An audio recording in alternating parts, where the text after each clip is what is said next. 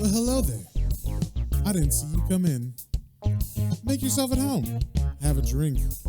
While I give some attention to some underappreciated characters and storylines that I personally love. And I hope you grow to love as well. Hey there, everybody. Welcome back to the podcast. Today, we are supposed to be doing Attack on Titan on the main channel, but John is not feeling good today. So we are postponing that Attack on Titan episode until next week. And I'm just going to drop the first 3 Matt's Minis Hellblazer today. And then going forward, I'll be putting one of those out every other week. So every 2 weeks, you'll get a new episode of Matt's Minis Hellblazer. And what that is much like the Swamp Thing Matt's Minis. This is me going through every issue of Hellblazer. It is on our Patreon feed normally, and it's currently on issue 34. So if you love these minis and you want to get more Hellblazer goodness, you can always join us on our Patreon at patreon.com/planes, trains, and comic books. And we do have a special tier right now going. It's like a discounted tier for this. It's called the Superfan Hellblazer tier. But that does have limited spots. So if you like these Hellblazer episodes and you want to get a discount on that Patreon, go check it out right now. Once again, that's patreon.com/planes, trains, and comic books, all one word. And without further ado, let's get into Hellblazer number 1, which is from January 1988, and it is by Jamie Delano and John Ridgway. So first things first, we see the cover here. Now, I will say the covers on Hellblazer are a little bit more esoteric. On this one, it's like different kinds of, I don't know, evil or spooky looking kind of thing. We see like a hint of John Constantine's face, but it's like washed out by all these colors and stuff. And we see all these bugs, like if there was a bug collector, and then we see like old stuff, old-timey like photos and things. And then there's a pentagram and handwritten letters with a quill, and it's just kind of like, what the fuck is going on? So it looks like something's been sent. This looks like a package almost that's been sent, because you see like stamps from China and from all these different countries and stuff in there, and so it's like, you know, it just screams like, don't open this box or whatever, basically. So, also I should mention, in case you are interested, this storyline was kind of somewhat of an inspiration for at least part of the storyline in the Constantine movie. So if you care about that movie at all, this was kind of a familiar read, at least parts of it. So we start off here in America. It says Henry Wabach doesn't feel so good. Something black and hungry nestled inside his guts. His head buzzes like a hive. And Henry is a older, large fellow, we'll say. He's maybe in his like late 40s, early 50s. But yeah, he's a big guy. And so it says he shouldn't have opened the undelivered parcel, but he couldn't help himself. And then we see basically he opened something he shouldn't have, like a box. I guess he works at the post office maybe. And because it says he's coming out of his office, which is supervisor. And so he opened a box that was unlabeled. Something was in it. We don't know what. But basically, it's causing him to feel an insatiable hunger. He's just saying, like, I just got to eat something. Just got to eat. And then he's running down the street, and he's talking to the vendors on the street. He's like, give me six of those and 6 of these. And they're like, wow, are you hungry today, Henry? You missed lunch? And he's shoving food in his mouth. And then we cut to a couple hours later, probably, where he's in another fancy restaurant, and he is gorging himself. He's just like, bring me another steak, bring me this, bring me that. And he is basically, he needs to feed. But as he's feeding, he's just like literally like not even chewing or anything. He's just shoving things down his throat. But he's getting skinnier and skinnier. And then even the food that they're bringing him isn't enough. And he's like, I need more. And so he tries to attack a lady that is actually like next to him. He flips over his table and he starts eating the tablecloth, shoving that down his throat. And then he grabs the woman who was saying like, oh, how disgusting or whatever. And he starts to try to eat her leg. So he literally is just like, I'm going to bite her. And he does bite her. And she's all worried that she's like going to get a disease or something, which is hopefully doesn't happen. But Then we cut to England, jolly old England, and Constantine has left America, which we kind of could see at the end of 68. He was wrapping up his time in America. And then, and so he gets a cab, goes home. He's like, man, the thing about Constantine that's different than most comics is all of it, or most of the reading is in his head. So it's all about him commenting on what he's walking through, the society, all that kind of stuff. So a lot of it's just kind of like depressing. He's just like the first thing here that he says is, the traffic is barely moving, and the back of the taxi still smells vaguely like last night's vomit. I decide to walk the rest of the way. And then it's just him being like snarky about everything. You know, he says about the city, the streets are hardened arteries leading to the city's dead heart. A street lamp winks its sickly yellow eye as I pass, footsteps echoing from sullen buildings. So that's the general vibe of the inner dialogue of Constantine, which is kind of always over panels, basically. So it's kind of fun because of the way that he talks about everything. It gives like an extra dimension to the character to me, I think. But that's just kind of what separates him from other characters. I also just say, just in case you don't know what Constantine looks like, he's like a late 20s, early 30s white guy from England. Obviously, he's British.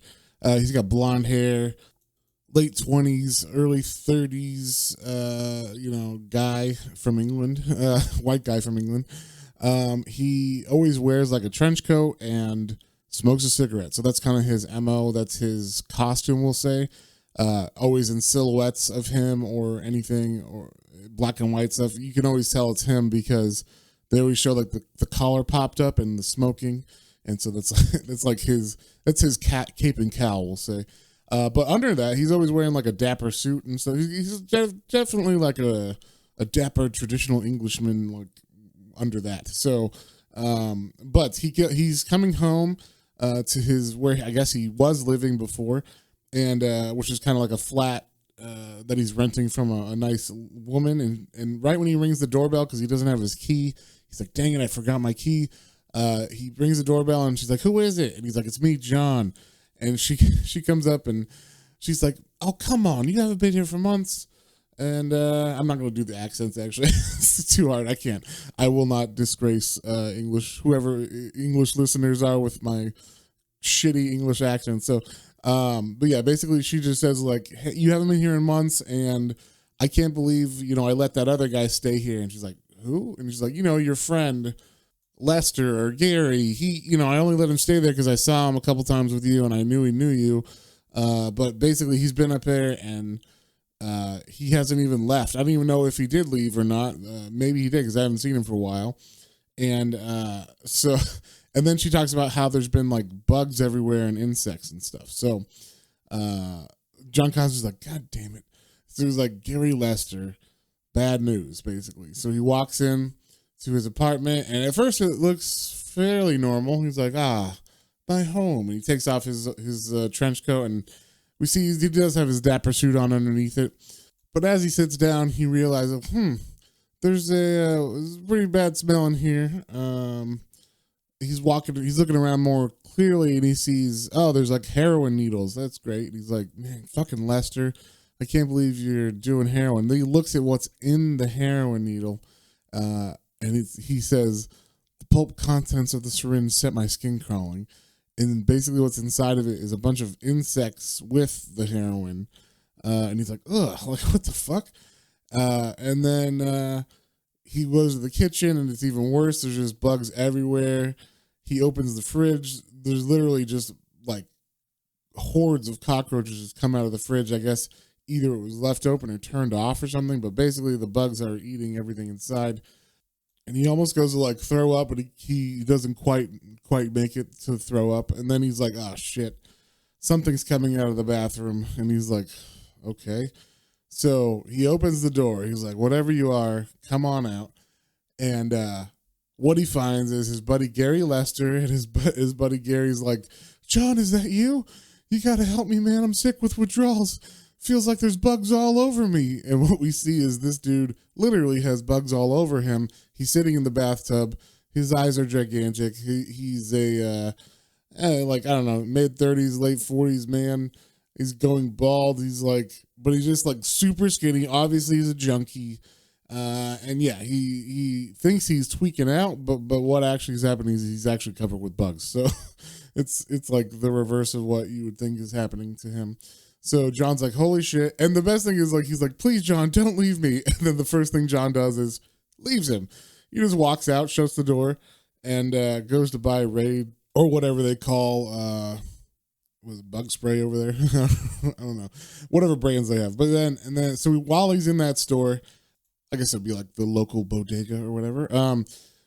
We see also there's like these kids in there called the British Boys, and they look like some kind of gang because they're all matching clothes and clothes that have the same words on them and everything. So he comes in, he kind of bumps one of them, and the kid's like, "Oh, hey, watch out!" And the other kid's like, "Hey, don't fuck with Constantine. That's Constantine. Just leave it alone." But then we find out that these kids are basically like skinhead racists because they are. The person behind the counter is of Pakistani or Indian descent, and they are basically calling him bad words for that. I don't want to say the words, but I don't know if these are bad words now or over there or whatever, but I don't want to say anything. So basically they're just calling him derogatory terms. And this is kind of happening while Constantine's on the phone calling his buddy Chaz, who is quite important to the series. He is Constantine's best bud who owns a cab. So that's how Constantine gets around. Before Uber, John Constantine had Chaz. He just calls his friend whenever he needs to get somewhere, and that dude owes him, he says. So we don't know what he owes him, but or why he owes him, but I'm sure we'll find out later. But basically, Chaz is indebted to him to show up as needed with a cab. So he says, and bring some medicine. I've got a sick friend. So basically, he tells Chaz to come over here, and then as he hangs up, he hears everything that's going on, and he's like, "Fucking morons!" And he basically tells the shop owner, like, "Hey, sorry about those idiots. They're they're just a bunch of dumb kids or whatever." And yeah. So also, this is set in the 80s, obviously. So we are getting kind of the. I mean, I didn't live in England in the 80s. This is my actually only example of what it was like in the 80s. So I assume maybe there was a lot of skinhead kids going around or something. Or that was something going on because Constantine for a while is finding a lot of skinhead kids, or at least they pop up all the time. A lot of racist kids. So maybe that was a thing in the 80s in England. Confirm if you're an English listener. But yeah, so he comes back with a bunch of bug spray that he bought, and it says it's an insect holocaust. And so he goes off and he just kills all these bugs in his apartment, and mounds of bugs basically are dead now. And so after that's all done, him and Chaz sit Gary down and begin to do like a questioning. And so we get like some magic right away. Basically they put Gary under like a spell, we'll say. He pulls out we'll say it's like a watch or something. I don't know, something on a chain, kind of like, imagine like, you're feeling sleepy, but it's like a coin or something. Not sure if it's a watch or a coin. But either way, he does some magic and he gets the story from Gary about what's going on and what happened. So we get this pretty awesome story that is about the story of Namath, it says. So Namath is a demon, obviously, and basically Gary, him and Constantine go way back, right? They always mention something called Newcastle that happened, but even before Newcastle, when they were young punks, and I literally mean punks because Constantine was in like a punk rock band and stuff, but they were into some magics, and so they have done magics before, and Gary knows enough about magic and spells to get himself in trouble, we find out. So he is in Medina. This is like in the past of basically how he got so sick and where all these bugs and everything are coming from. So he is in the city of Medina, which is in Saudi Arabia, and he's in like a marketplace. So it's kind of like a bazaar or something. So he's walking. He's been doing drugs and everything, kind of having a bender. Even Constantine says he's doing the William Burroughs thing. So if you know who William Burroughs is, he's a writer who used to go do a bunch of mescaline and stuff, and he wrote the book Naked Lunch, which is a weird, very, very weird book. Anyway, so basically Gary happened to stumble upon a kid who was possessed, and he knew it right away because he had seen someone who was possessed before. And this kid he finds was like a slave. He's got no tongue, so his tongue is cut out. Apparently he was like, I don't know if he's a child or just a very, very undernourished adult, but a very small person. And he has all these tattoos carved into his skin. And so basically those are like binding spells for whatever the fuck is inside of him. And so what Gary did, I guess, realizing that, hey, I'm a junkie who needs money to buy smack. If I get this demon out of this kid, I could probably sell it or something on the black market or whatever. So he takes it upon himself. And also, I think what happens is he talks about like it feeling irresistible to want to do it. So I think the demon inside that kid realized, hey, this person's got power. I can, like, he makes Gary basically feel like he wants to release him because he wants to be released. And he even says that, he says, as he's doing the ritual, he ties that kid to the bed. He does the ritual. I mean, the flies basically all eviscerate the body. They fly out of his skin because this demon's kind of like in the body of insects or whatever. So as it possesses, or as it's being exorcised, instead of it being like a spirit or like a ghost or something, it's like literal flies are being pulled out of his skin. So, I mean, it's not nice. Basically, that kid dies right away, and because it like eviscerates all of his organs and everything as they're pulling out of him. And so then this giant like swarm of flies becomes like a bigger entity. They kind of like swarm together, and you can see they have like a shape to them that's like a larger shape. And basically he's able to put it in a bottle, in like a literal glass bottle. And so he has this demon who's like a hunger demon, and it's trapped in this bottle, and it keeps talking to him. And this is a junkie we're talking about, folks. So he doesn't have, or his willpower has been broken. So it just keeps talking to him like, hey, you should let me out. If you let me out, we could have so much fun together. It would be awesome. And like, basically it's just trying to get him to let him out. So what he does, he comes back to England thinking, oh, okay, well, I will get help from Constantine, who will for sure help me. And not to mention he's on the run now because he killed that kid. Because once again, all the cops would see would be a eviscerated body, on a bed. So there's no like a demon did it. And so he brings the bottle to John Constantine's house, waits there for a while because Constantine is in America with Swamp Thing at this time. And then he comes, when he realizes John isn't coming here and he hears he's in America, he's like, okay, I'm going to mail this to your friend. And I guess that he knew of one of Constantine's friends named Emma, who we've heard about in Swamp Thing from earlier in the Alan Moore run. So yeah, he mails this package to a random person he doesn't know. He mails a demon. I'm sorry, let's just say, yeah, the package is the demon. I don't know if I specified that, but he's just like, I got to get this away from me because Constantine isn't here and I'm too weak to fight this thing off. So I'm going to release it if it's here. So I'll just mail it to her. I hope there was a note that said, please don't open. But basically he mails it to her, and then so now it's in New York, which, makes sense because of what we saw at the beginning. So we found, obviously we know that Henry found that package and was like, oh, this is like it was a return to sender package or something. So I'll just open it myself. And that's how that big guy, Henry at the beginning, got possessed by the demon. So Constantine comes up with a plan. He's like, all right, Gary, draw me what the kid looked like, what the symbols on his face and everything were. And then he realized, okay, these are like real magic. This is not like some little kid. This is like ancient magic or whatever. So he tells Chaz, guess what? You get to babysit my friend here. and I am going to go on a little trip. And so he sets up to have himself go to Africa to find. I guess he found out that those tattoos were a branch, are like from a branch of people called the Dinka, and so he goes to Africa to approach these people and figure out what happened with this kid. So while he's there, he arrives.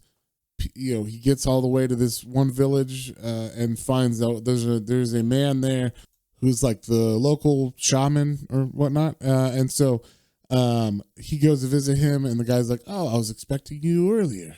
And then Constantine's like, "Oh, you speak English?" He's like, "Do you hear English? Because I'm not speaking." So basically, we get like two magicians, right? Like Constantine is a known entity in the spirit world, we'll say already, and but this old man is, like an elder or like a powerful person as well. So he even says like, "Oh, you're the laughing magician." He's talking to Constantine.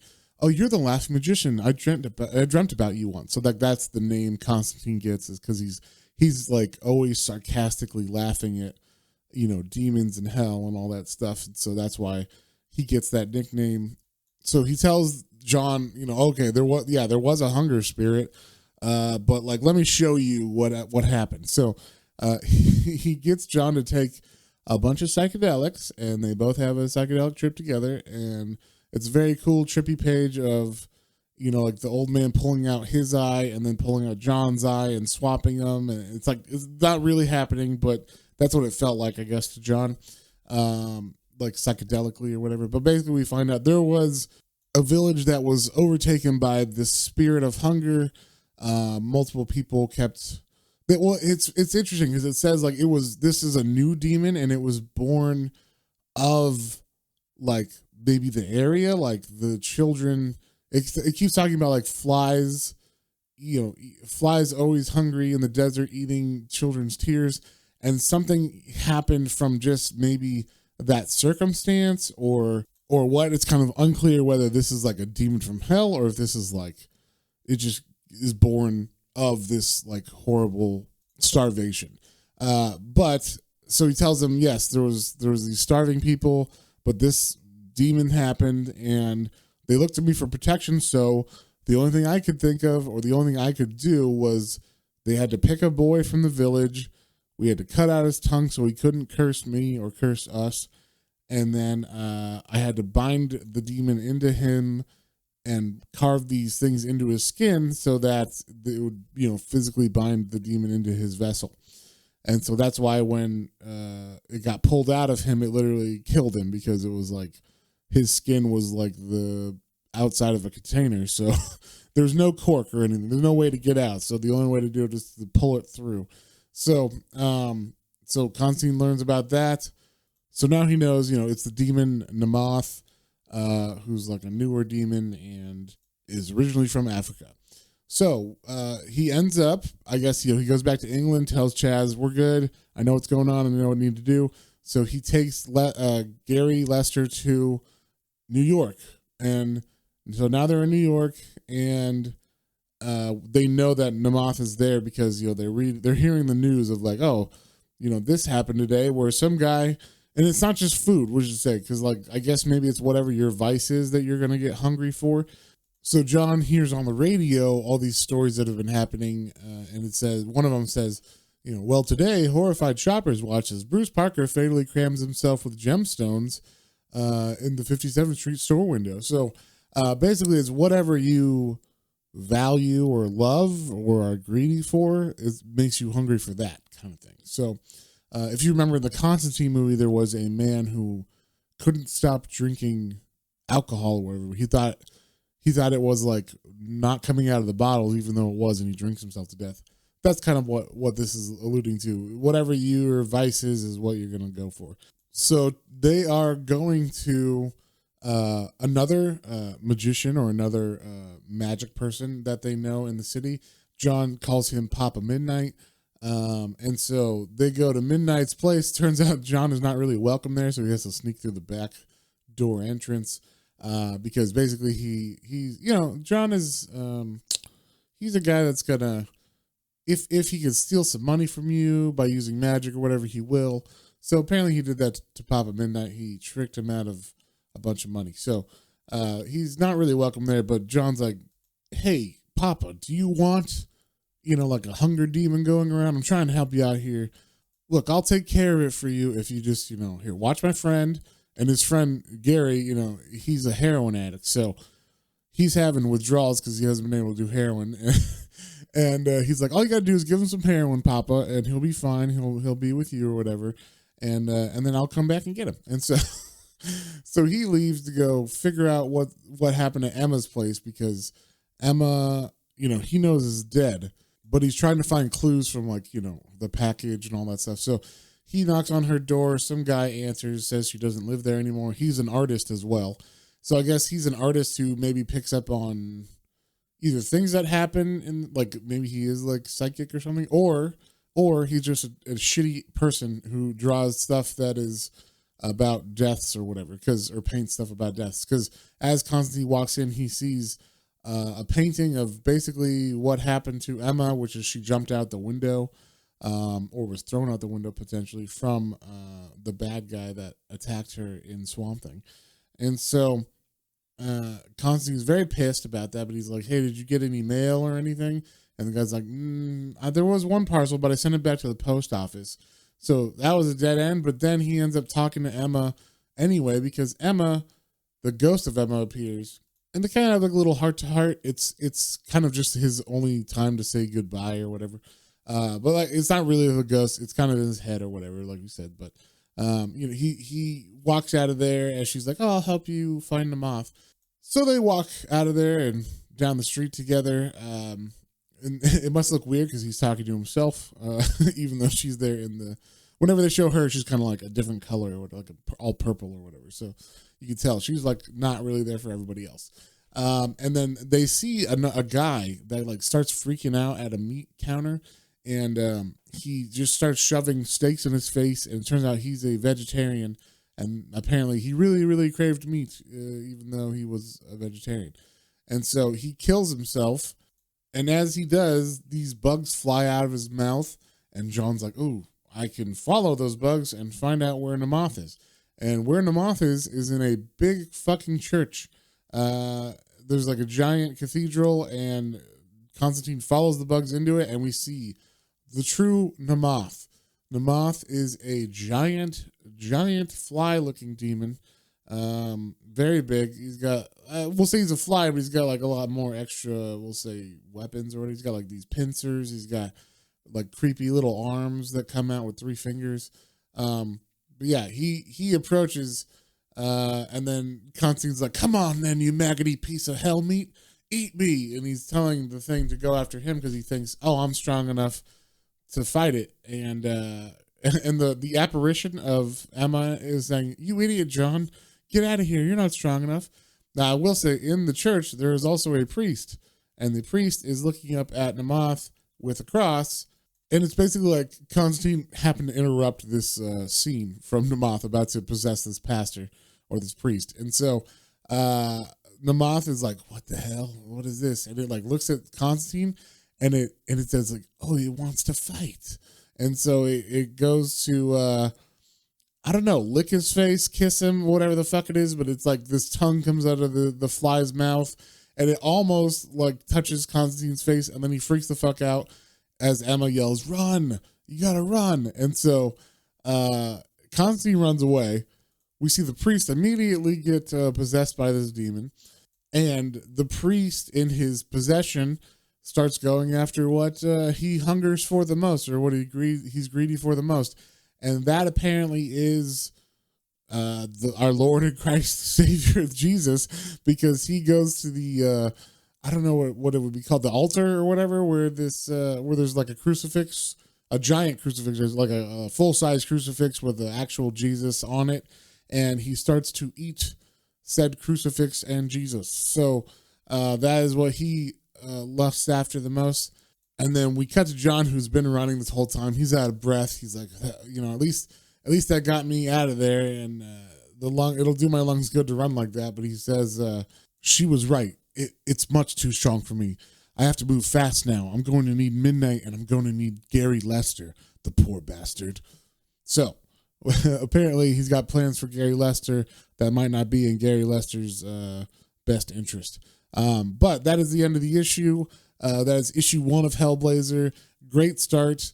Very, very cool issue. Definitely check this one out if you feel like you want to actually read it. Very, very amazing artwork. Very good colors. Just a really good start to a series overall. So if you have any comments, questions, or suggestions, you can email me at planestrains and comic books, all one word, at gmail.com, and we will see you on the next one.